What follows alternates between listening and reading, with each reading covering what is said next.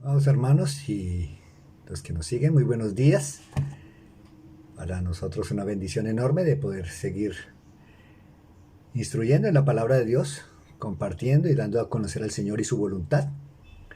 Bienvenidos una vez más y quiero que me acompañen en la reflexión para el día de hoy. Está en Génesis capítulo 19. Allí seguimos porque hay mucha pregunta que sale. Según la versión Reina Valera, hay muchas preguntas aquí que, bueno, también nos ayudan y es el propósito también de estas reflexiones, que nos hagan reflexionar, que nos hagan meditar en las preguntas que surgen aquí en la escritura, en este punto de la historia bíblica. Entonces, oramos y empezamos nuestra reflexión en esta mañana. Amado Señor, te estamos dando gracias en este día. Gracias por la oportunidad que tenemos de poderte dar a conocer. Yo te ruego, Señor, que me ayudes, Señor, para que esta reflexión sea clara, para que esta reflexión nos lleve, Señor amado, a poder conocer y hacer tu voluntad. Guíanos en este día y gracias, Señor, por tus misericordias para con nosotros. Amén. Génesis capítulo 19 y seguimos considerando la vida de Lot.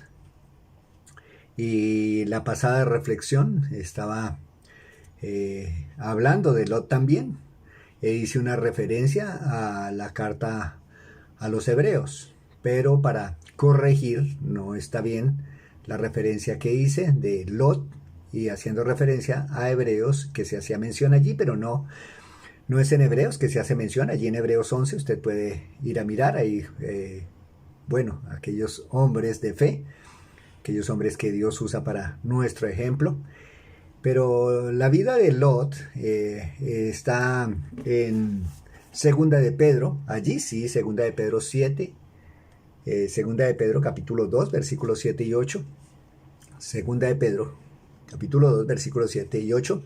El apóstol Pedro habla acerca de la condición de Lot allí en Sodoma y Gomorra. Se lo puede leer y ve desafortunadamente la condición de este varón allí en medio de esta generación perversa en la cual se encontraba. Entonces, para corrección, que tengamos presente eso.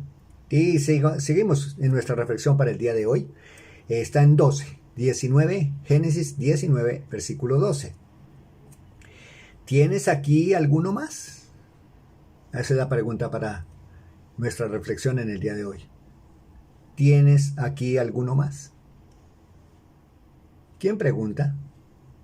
¿A quién pregunta? ¿Y por qué la pregunta?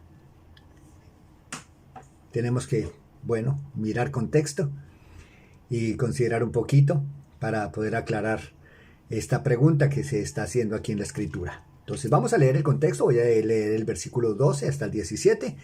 Y si ustedes me acompañan, se lo agradezco. Si no tiene oportunidad de abrir su Biblia, entonces medítela, ponga en su corazón la cita y en casa pues puede llegar a confirmar y a constatar lo que estoy anunciando y compartiendo de parte del Señor. 19:12 de Génesis. Dijeron los varones a Lot: ¿tienes aquí alguno más? Yernos y tus hijos y tus hijas y todos los que tienes en la ciudad, sácalos de este lugar, porque vamos a destruir este lugar, por cuanto el clamor contra ellos ha subido de punto delante de Jehová. Por tanto, Jehová nos ha enviado para destruirlo. Entonces salió Lot y habló a sus yernos, los que habían de tomar sus hijas, y les dijo: levantaos, salid de aquí de este lugar, porque Jehová va a destruir esta ciudad. Mas pareció a sus yernos como que se burlaba. Y a rayar el alba, los ángeles daban prisa a Lot, diciendo: levántate, toma tu mujer y tus 2 hijas que se hallan allí, para que no perezcas en el castigo de la ciudad. Y deteniéndose él, los varones asieron de su mano y de la mano de su mujer y de la mano de sus 2 hijas, según la misericordia de Jehová para con él, y lo sacaron y lo pusieron fuera de la ciudad. Y cuando los hubieren llevado fuera, dijeron: escapa por tu vida, no mires tras ti, ni pares en toda esta llanura, escapa al monte, no sea que perezcas. Bueno, una vez más, ¿quién pregunta? Tiene el versículo 12 del capítulo 19 del Génesis. ¿Quién pregunta? ¿Tienes aquí alguno más? Entonces, si miramos ahí, el contexto inmediato nos da la respuesta. Los varones que habían llegado, los ángeles que habían llegado a destruir a Sodoma y Gomorra son los que le dicen a Lot, ¿tienes aquí alguno más? Entonces la pregunta es de los varones a Lot. ¿Por qué de la pregunta? Porque iba a ser destruida Sodoma y Gomorra. Iba a ser destruida. Dios ya había determinado juicio contra Sodoma y Gomorra, por cuanto desafortunadamente estas ciudades no querían tener arte ni parte con él. Entonces él también toma juicio y toma su justicia y la aplica a estas ciudades. Bueno, importante, ¿no? Que estemos considerando lo que la Biblia nos dice al respecto de nuestra responsabilidad como creyentes, nuestra responsabilidad como hijos de Dios. Que pues, sacámonos un momentico y aprovecho de una vez para que hagamos la reflexión. Apliquemos esto a nuestra vida, apliquemos esta pregunta. Si Dios determinara su juicio como en algún momento lo ha determinado, quizá no en este punto de la historia, no en este punto de nuestra vida, pero Dios va a concluir y a terminar esta tierra por fuego. Lo dice la palabra de Dios. Ese va a ser el fin de esta tierra. Pero si llegase ese momento y el Señor nos preguntara, ¿tienes aquí alguno más? Ya no la pregunta para Lot, preguntémonos a nosotros. Que Dios nos pregunte a nosotros y démosle una respuesta a Él. ¿A cuántas personas nosotros le hemos compartido el Evangelio? ¿A cuántas personas nosotros le hemos llevado la esperanza?